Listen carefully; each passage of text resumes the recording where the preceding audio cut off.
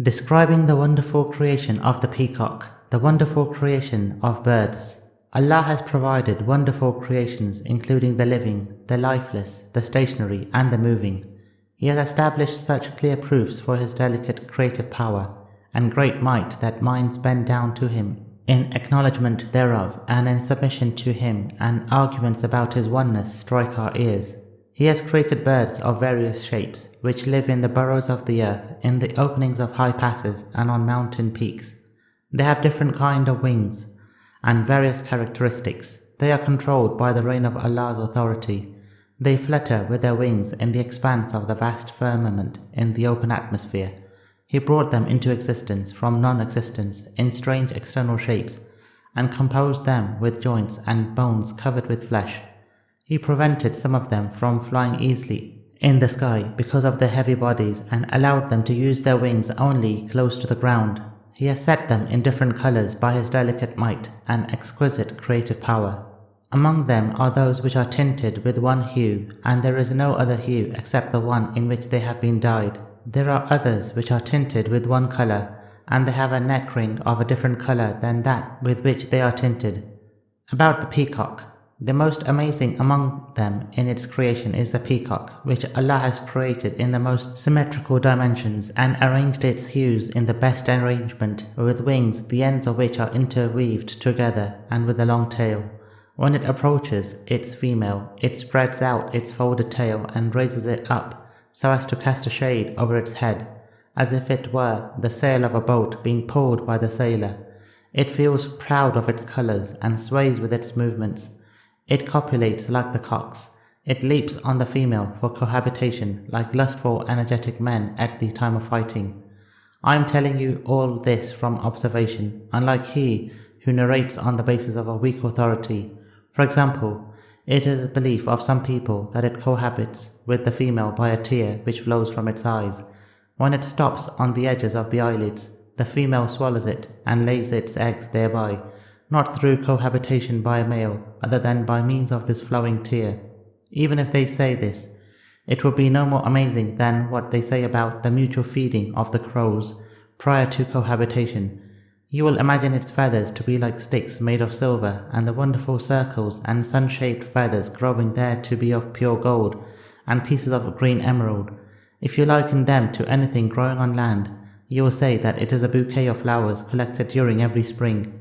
If you liken them to clothes, they will be like printed apparels, or amazing variegated clothes of Yemen. If you liken them to ornaments, then they will be like gems of different color with studded silver.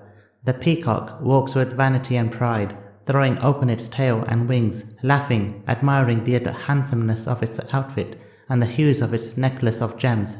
But when it casts its glance at its legs, it cries loudly with a voice which indicates its call for help, displaying its true grief because its legs are thin like the legs of Indo-Persian cross-bred cocks.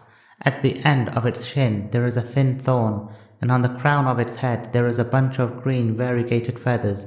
Its neck begins in the shape of a goblet, and it stretches up to its belly like the hair dye of Yemen in color, or like silk cloth put on a polished mirror, which looks as if it has been covered with a black veil. Other than that, on account of its excessive luster and extreme brightness, it appears that a lush green color has been mixed with it. Along the openings of its ears there is a line of shining, bright daisy color, like the thin end of a pen.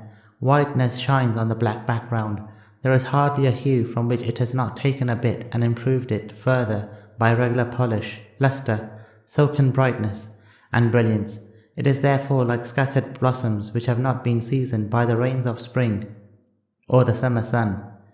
It also sheds its plumage and puts off its outfit. They will fall away and grow again. They fall away from the feather stems like the falling of leaves from twigs. Then they begin to join together and grow till they return to the state that existed before their falling away. The new hues do not change from the previous ones, nor does any color occur anywhere other than its own place. If you look carefully, look at one hair from the hairs of its feather stems. It will look like a red rose, then like emerald green, then like golden yellow. How can sharpness of intellect describe such a creation, or faculty of mind, or the utterances of describers manage to tell of it? Even its smallest parts have made it impossible for the imagination to pick them out, or for tongues to describe them. Glorified is Allah, who has disabled intellects from describing the creation which He placed openly before the eyes, and which they see bounded, shaped, arranged and coloured. He also disabled tongues from briefly describing its qualities and also from expanding in its praise. The magnificence of the Creator in great and small creations. Glorified is Allah, who has assigned feet to small ants and gnats and also to those above them, the serpents and the elephants. He has made it obligatory upon Himself that no skeleton in which He infuses a spirit will move, but that death is its promised place and destruction its final end. Part of the same sermon describing paradise. If you cast your mind's eye at what is described to you about paradise, your heart will begin to hate the delicacies of this world that have been displayed here, namely its desires and its pleasures and the beauties of its scenes, and you will be lost in the rustling of the trees, whose roots lie hidden in the mounds of musk on the banks of the rivers in paradise, and in the attraction of the bunches of fresh pearls on the twigs and branches of those trees, and in the appearance of different fruits from under the cover of their leaves. These fruits can be picked without difficulty, as they come down at the desire of their pickers. Pure honey and fermented wine will be handed round to those who settle down in the courtyards of its palaces.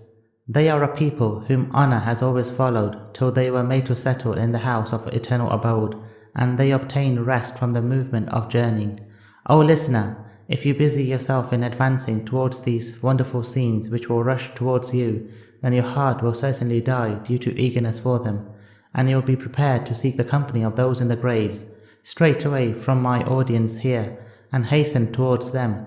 May Allah, through His mercy, include us and yourselves too, among those who strive with their hearts for the abodes of the virtuous.